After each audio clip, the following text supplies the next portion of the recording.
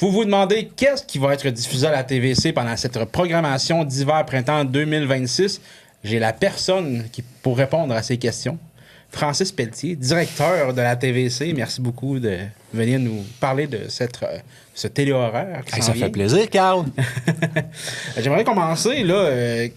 Je pense qu'il y a des choses qui intéressent beaucoup les gens, qui est les émissions spéciales. Est-ce que tu peux nous parler un peu de qu'est-ce qui s'en vient à ce niveau-là? Oui, émissions spéciales, en fait, on en a moins vu à l'automne dernier, là, dû à des circonstances un peu exceptionnelles, on va dire, là, à fin 2025.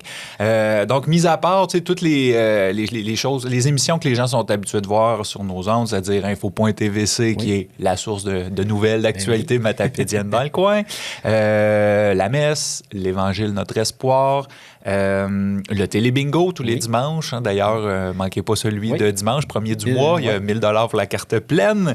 Il y a le conseil de ville également, une fois par mois là, qu'on va capter. Et puis, les gens qui ont déjà consulté notre téléhoraire ont pu remarquer que le conseil de ville est dans une plage horaire qui s'appelle conseil de ville ou émission spéciale. Ouais. C'est là que tu m'amenais, les émissions spéciales.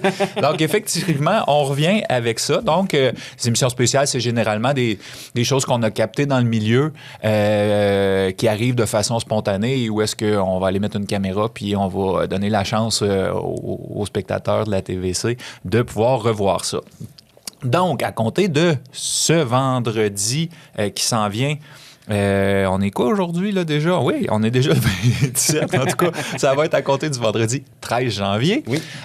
Première émission spéciale de l'année 2026, c'est le gala de la réussite du CEMEC qu'on a capté au printemps dernier. Dans le fond, normalement, on le diffuse à l'automne. Là, il y a eu des circonstances qui ont fait qu'on vous diffuse ça ce vendredi. Donc, voir les bons coups des étudiants sortant du CEMEC de la cohorte 2024-2025. Ensuite de ça, la semaine suivante, le 6 février, on va diffuser le spectacle du Lagap Music Band, une formation musicale qui s'est formée suite à des jams qui avaient lieu à la bibliothèque de Lac-aux-Sements. Et puis, il y a certains de ces musiciens-là qui se sont regroupés, qui ont présenté un spectacle, entre autres, à la Fête des guitares à l'été dernier. Mais également au concert... Non, comment on s'appelle déjà? La Petite Chapelle à Lac-aux-Sements? Oui, à l'Oratoire. À l'Oratoire du Lac-aux-Sements. Et c'est toi, je pense, Carl, qui est allé capter ça, qui a fait le montage de tout ça. Ouais. Ça va être diffusé le 6 février prochain.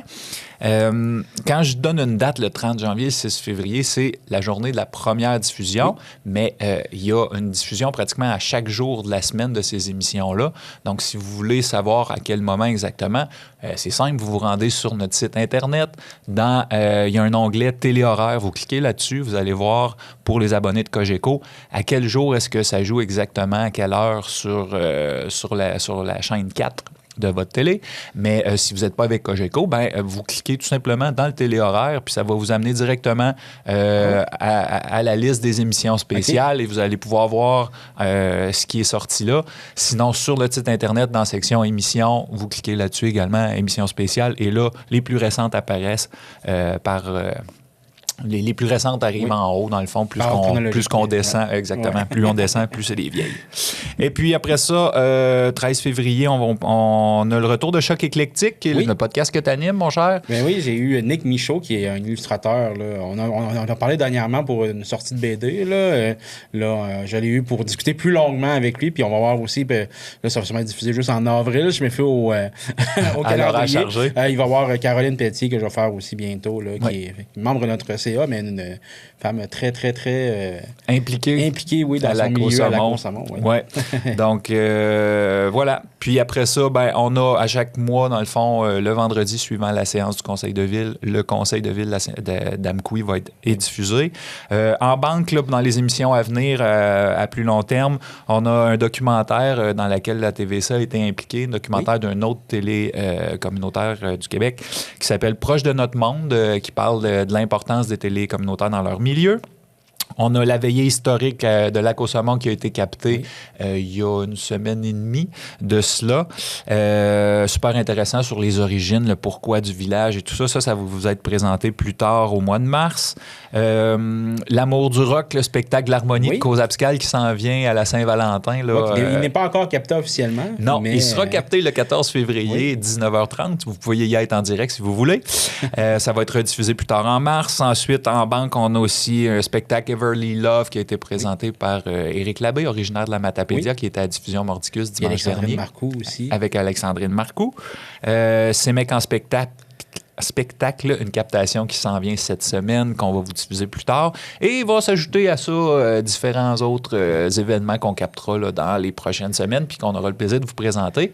Si vous voulez être sûr de ne pas en manquer puis savoir dans quel ordre ça s'en vient, parce que ça, c'est un horaire qui est vivant puis qui s'ajuste à chaque semaine. Encore là, vous retournez sur le site web de la TVC, cliquez Téléhoraire et il y a un petit onglet dans le bas, là, émission spéciale. Vous avez la liste qui va apparaître là, au fil des semaines. Vous savez exactement qu'est-ce qui s'en vient. Allez voir souvent parce que ça change régulièrement, des nouveautés qui s'ajoutent. Des fois, il y a des changements de dernière minute pour des raisons particulières qui vont arriver. Fait que allez faire un tour de ce côté-là. Super. Et il y a aussi une saison 8 d'Héritage qui s'en vient. Est-ce que tu peux me parler un peu de ça? Oui. Une nouvelle saison d'Héritage, moins d'invités cette année, ce qui change, ce qui enlève rien à la pertinence puis à comment c'est intéressant ces entrevues-là. On va avoir Thérèse d'Auteuil dans un premier temps. Ensuite de ça, Germain Tremblay. Et on a fini par attraper M. René Canuel lui-même puis le passer lui-même dans le tordeur. Est-ce que c'est la dernière saison de René? Ben, comme René dit depuis la 3e saison, ça va être la dernière saison, mais on sait jamais. On peut toujours avoir des surprises. Bref, je fais pas de promesses là-dessus. Il y a aussi les exercices sur chaise. Il y a eu un changement d'heure. Je tiens juste à le mentionner, là, des fois. Oui, pour les habitués là, qui suivaient les exercices sur chaise, on passe de 10h30 à 10h15 maintenant, si je vérifie pour être sûr. Donc, on les a changés d'horaire pour se conformer avec l'horaire de Cogeco de Rimouski. Oui. Donc, comme ça, c'est la même heure partout sur le territoire pour tout le monde. Donc, il y a ça à prendre note. Et puis, j'en profiterai peut-être de glisser un mot sur les différentes collaborations qu'on a. Les exercices pour aînés, c'en est une collaboration. Là. Une autre collaboration à laquelle on participe, c'est le Bulletin des régions. Vous le voyez dans la grille horaire depuis quelques années déjà. Et notre équipe de nouvelles, donc Carl et Pascal, fournissent régulièrement des reportages pour l'émission du Bulletin des régions. Mais ça vous donne aussi l'occasion de voir ce qui se passe ailleurs par l'entremise de d'autres télévisions communautaires dans d'autres régions du Québec. Donc, un autre bulletin de nouvelles super intéressant à suivre. Oui. On a quelques émissions à saveur un peu plus spirituelle qui sont diffusées en collaboration. On a Lumière du monde. Oui, qui est une émission qui vient du diocèse de la cathédrale de Québec. On a 2 émissions qui se sont ajoutées cet hiver, là, depuis une semaine. On n'est pas du monde et les verbomoteurs.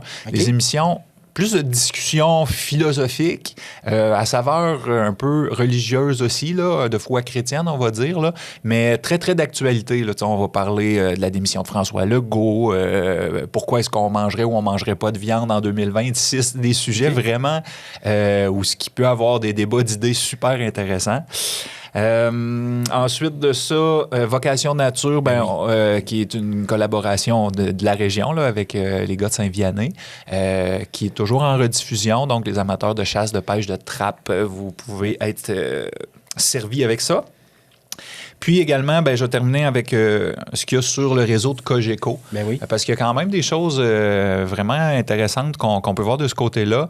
Le Magicien des couleurs, qui est comme un incontournable sur cette chaîne-là depuis je ne sais plus combien de temps, mais de voir cet artiste-là créer une toile en 30 minutes, c'est toujours impressionnant. C'est un Bob Ross québécois. Exactement. C'est en plein ça, avec l'afro en moins. Ouais, c'est ça.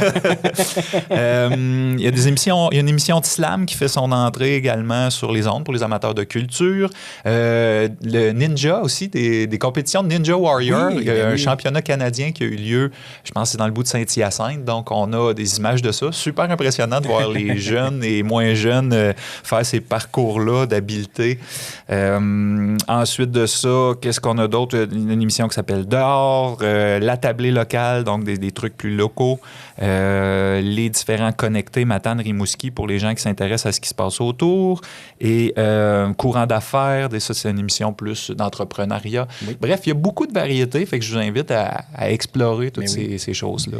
Oui, il n'est pas peur de découvrir ce qui se passe ailleurs aussi, donc qu'on diffuse ici, là, des émissions qui ne sont pas nécessairement locales, mais... Oui, mais des fois, c'est pas local Matapédium. On va à Rimouski, on va à Matane, Auto, Montjoly, Actualité Métis, entre autres, que je pense de nos collègues de Montjoly, et même de la Gaspésie. Donc, ça nous donne une idée. Des fois, vous avez de la parenté ou vous venez d'un village autour puis ça vous intéresse, ben, vous pouvez toujours rester branché grâce à notre programmation. Ben oui. Puis si on veut rester au courant, dans le fond, on s'en va dans l'infolettre.